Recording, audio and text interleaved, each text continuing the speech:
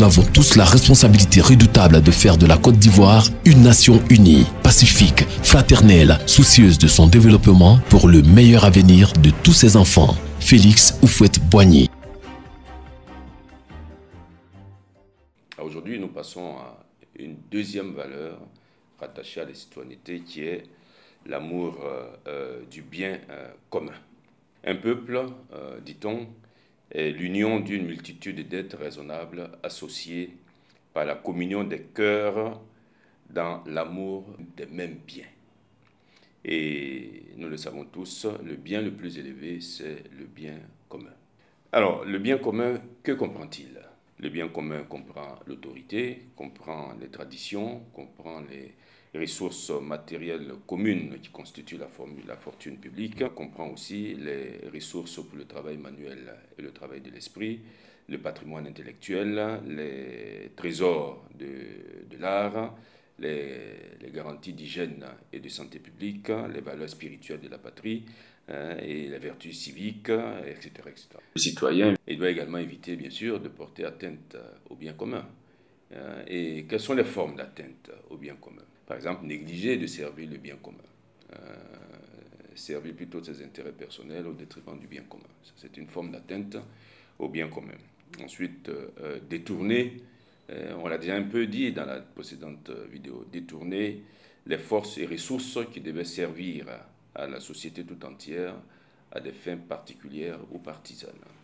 C'est une autre forme d'atteinte au bien commun. Et une troisième forme d'atteinte au bien commun, c'est servir justement le bien commun, mais avec des moyens non conformes à la dignité humaine ou avec des moyens injustes. Et puis une quatrième forme d'atteinte au bien commun, c'est pousser la société vers des faux biens communs. Des faux biens communs. Et ça, c'est une forme aussi d'atteinte au bien commun. Alors, quand on parle du bien commun, il y a un élément essentiel qu'il faut rappeler, qu'il faut toujours garder en vue, c'est tout ce qui concerne l'intérêt général. Parce que bien commun rime avec intérêt général. Parce que l'intérêt général transcende nos intérêts particuliers. Et il est important que nous puissions poursuivre dans tout ce que nous faisons cet intérêt général. C'est vrai, il revient au pouvoir public de cette tâche de poursuivre, de sauvegarder l'intérêt général. Mais cette tâche serait inopérante sans la contribution de chacun de nous. Pourquoi il est important que chaque citoyen agisse dans l'intérêt général, poursuive l'intérêt général, défende l'intérêt général et donne priorité à l'intérêt général dans tout ce qu'il fait. Ça évitera que l'on puisse profiter de son statut social ou professionnel pour contourner les lois de la République ou bien se soustraire aux lois de la République, parce que ça c'est contraire à l'intérêt général. Ça éviterait aussi que l'on puisse tirer profit d'une charge publique pour s'enrichir illicitement, parce que ça aussi c'est contraire à l'intérêt général. Et ça évitera aussi que l'on puisse déclarer admis des moins méritants à la place de ceux qui ont mérité un concours, etc., etc. Donc tout ça, c'est contraire à l'intérêt général.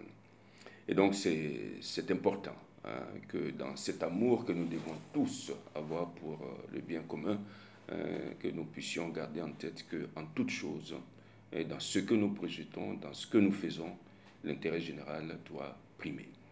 Et pour finir, j'aimerais nous inviter chacun de nous à méditer souvent cette phrase qui est celle de M.